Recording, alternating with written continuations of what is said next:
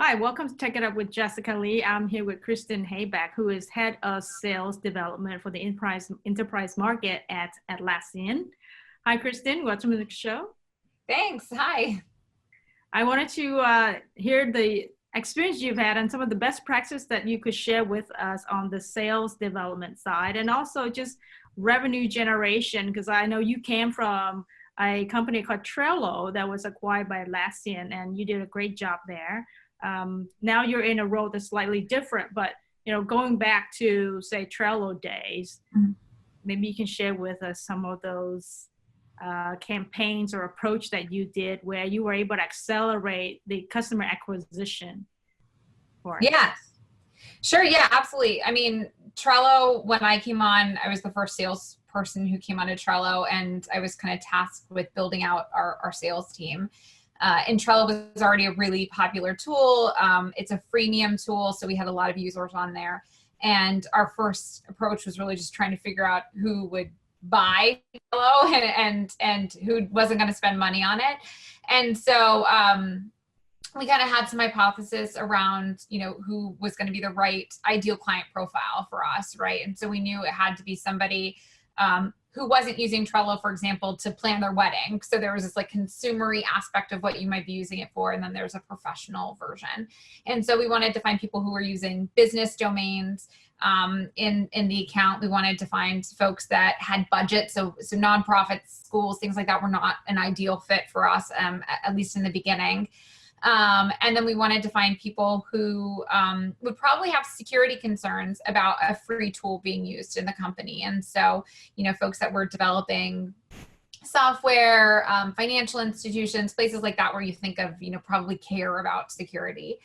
And so we would kind of curate down those lists. And at the beginning, it was a lot of reaching out and really taking a very soft approach to understand why people were using Trello, how they were using Trello, understanding how they were working with one another to accomplish their goals, and then getting that feedback back into our marketing team and our product team to understand, what would be those levers to start turning to convert those folks over to paid versions. So you had a few million users. Yes. But most of them were free users. Yeah. And so the goal was, how do you convert as many free users into paid customers? Right. But you had limited sales resources, and you couldn't go after all of them. So you had to kind of optimize where you invest the human capital to maximize the conversion of these free users into paid customers. Yeah, right, exactly. I mean, if you think about a sales team that has 3 people and then there's 5 million prospects you could go after, you can't go after all 5 million. So you have to really be smart about where you're putting your people. And so we really worked through understanding what the right approach was. So you can think of it too, like there's either a top-down purchase where someone's selling to a C-level executive and that person's going to tell everybody to start using the tool. And then there's this like bottoms-up approach, which has gotten more popular in recent years, where you're saying, I'm okay with getting pockets of this company paying for something. And then they'll talk to each other, they'll start collaborating with one another, and you'll grow that customer base, and you also grow the spend of that customer. Right, like the land and expand approach, okay? Yeah, and so for us in a freemium model, the land and expand was what would make the most sense. And so we'd find those groups that had those pockets, and we would start kind of just approaching them and saying, did you know that there's pockets of this throughout your entire company? We should find out what those people are using it for. And those were the first ideal kind of target customers that we would approach, because we knew we could either pick up one of those and then hopefully pick up the rest on its own ideally, or we could roll them all up together with the central buy. But a tops down approach is it's a way longer sales process. A lot is involved in that. And so when you think about that human capital, you might be waiting a real long time on that return. Whereas we could pick up smaller deals and see their expansion very quickly. That made the best sense for us. And then there's those smaller companies that would top out at smaller usage. Those were folks who, we kind of wanted to buy on their own, go through the process in an automated way, so that that money was kind of always coming in without a salesperson having to touch it, and that the sales resources were really on that like highest tier of customer that needed that hand holding or a little bit more of a strategic messaging around it. And one particular area that helped you to identify the enterprise level was people who were asking about single sign-on security questions, right? Right. Yeah. So for us, security was a huge, I came from a background in managed security services. And so I knew what companies will pay for oftentimes is a security message, because no one wants a data breach. No one wants to be the company that had something leave and have to report on that. So I'd kind of come from that background. And when we were starting off, we had limited features in the products. And so for me, the natural fit was to say, well, do you care about security? And who's going to say no to do you care about security, right? And so it became things like if people were writing in with questions about where's your data hosted, how do you secure your logins, is there single sign-on, things like that. Those were triggers to us that was a company that was going to care about where their data lived. And so if you were lead scoring basically on an inbound lead level, that was kind of the highest lead score, as long as they were a decent sized company too, that we would say, all right, somebody immediately respond. This is not for a support person to respond to. This is a sales request. And so when we had limited marketing and kind of limited sales, that was what we said was kind of like and now would be kind of like an auto MQL. Like you immediately should talk to a salesperson if you were asking that question. Right. Immediate marketing qualified lead. Okay. Now you are in charge of 35 people as head of sales development for the enterprise market at Atlassian. And Atlassian has 5 or 6 products. It's a company that's got several thousand employees. Yep. I wanted to ask, what is your approach to increasing the sales conversion in this role? And if you could share not only the philosophy, but examples of what you've done and the success you've seen. Yeah. And so I think the unique thing for folks who know Atlassian is that we have a slightly non-traditional sales model. We have a very small sales team. We're not really a sales team necessarily. We're working with our existing customers. We're providing education. We're providing guidance. So more kind of on the customer success or account management side of things. And so, when I think about, how we can communicate and serve those customers best, it really becomes, thinking about things very analytically, having a good hypothesis and testing it, and understanding, like, do these folks get the best return out of their time and our investment by talking to us? Should they talk to a different group? Is this something that a channel partner could help with? Is this something that would convert if it goes to, some other channel in a better way? And so this goes back to like other methods I've always used historically, with Trello and other companies as well, which is, always having that control group and a group where maybe you're not doing anything too, right? You're sending those requests, and a support person might be answering those instead of a salesperson, or, something that's a really more high velocity and it doesn't take as much of a resource. And then you have a test group made up of like a same kind of mix of customers.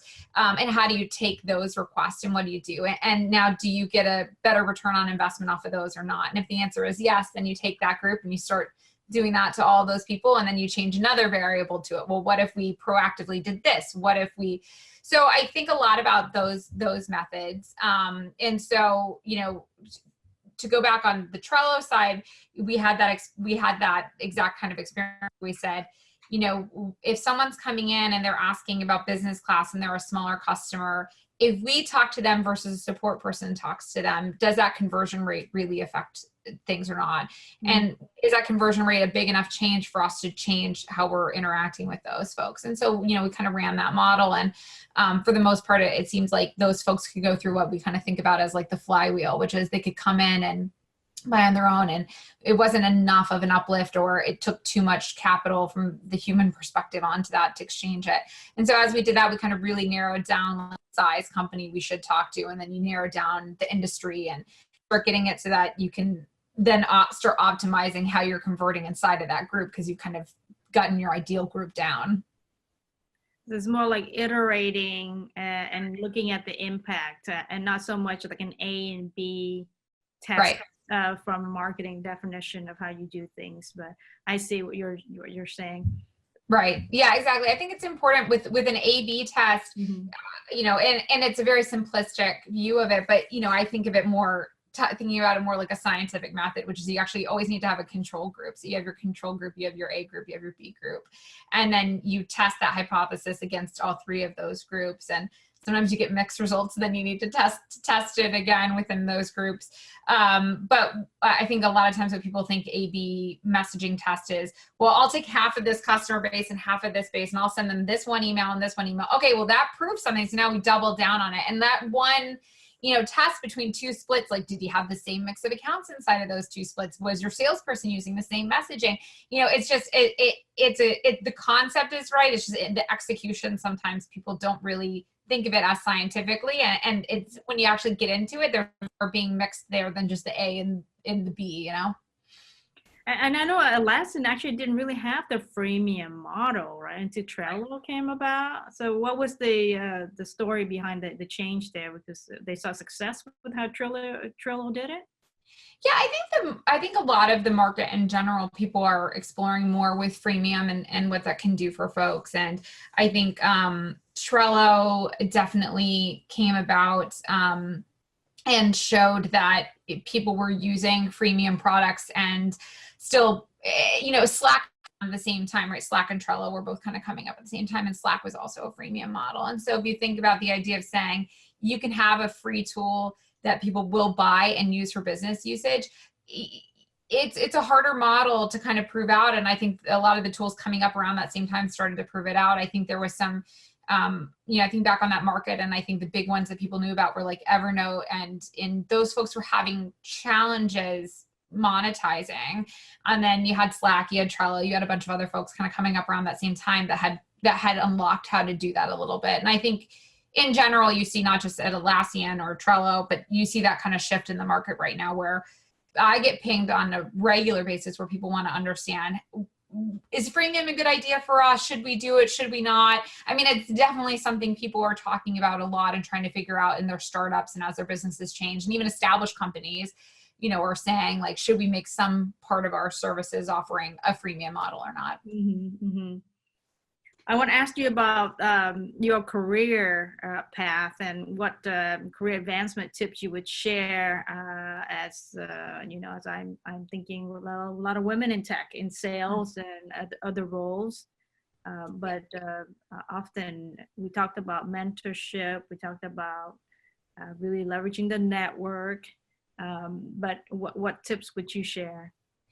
Yeah. And I mean, I think that's great advice too. And I will say I've not done probably not nearly enough marketing and of my own self and networking as I should, because it's a really hard skill that you have to put a lot of time and energy into. And I think it is a valuable one. Something that I notice as I've grown my own career, but also as I've managed people through their careers, and I think about people who've had success and people who struggle with it a little bit more.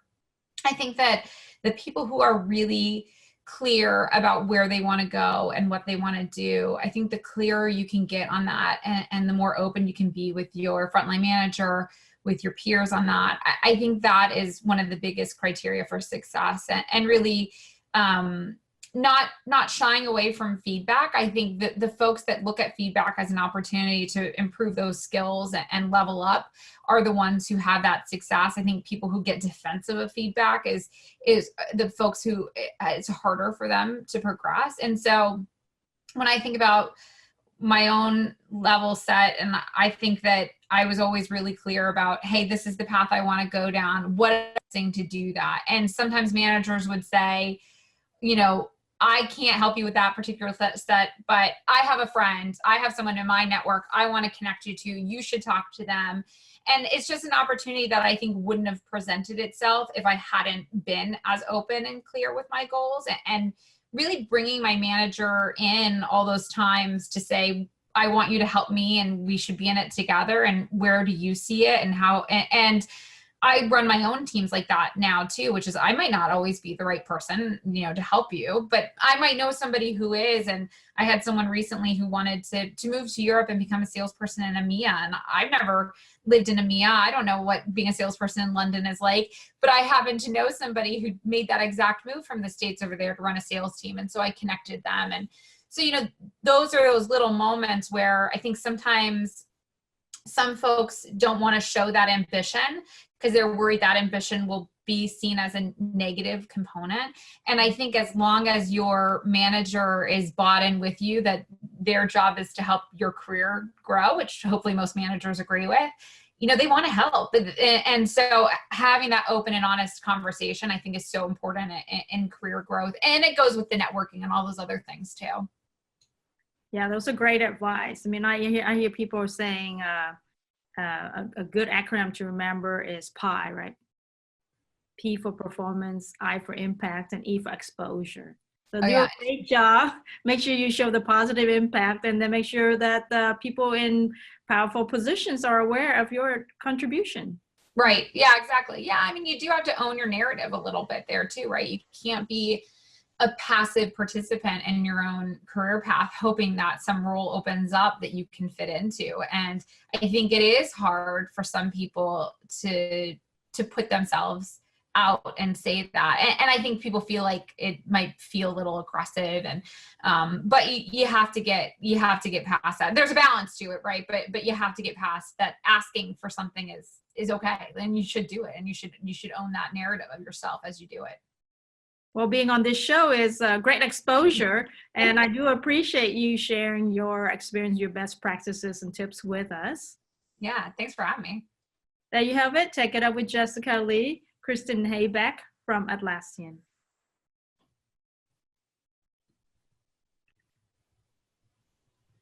Kristen, I know you study theater actually, and you ended up in sales and loving it. What were some of the, I guess, what would you say as being a theater major has helped you to be successful in sales? Yeah, I mean, I think that sales and theater is the perfect fit. So if there's any theater people out there that want a job in sales, they should let me know. I'm hiring. But I think that a lot of the skills that you learn as someone who's an actor or studying acting, the idea of really connecting with somebody, listening to them, what they're saying, if you do improv and stuff too, it's a lot of like active listening, and you never know what's going to get said. So you're waiting to hear, you're really leaning in. Those are things that a really good salesperson needs to do, right? Like, I really need to have a connection with you where you feel comfortable telling me your business goals and your objectives and things that maybe are hard right now that you're working through. I can't just go through a list of my questions. That's going to feel inauthentic. So we need to be able to connect. I need to really hear what you say to me, and me be able to process that and move on to the next thing in a way that feels organic and natural.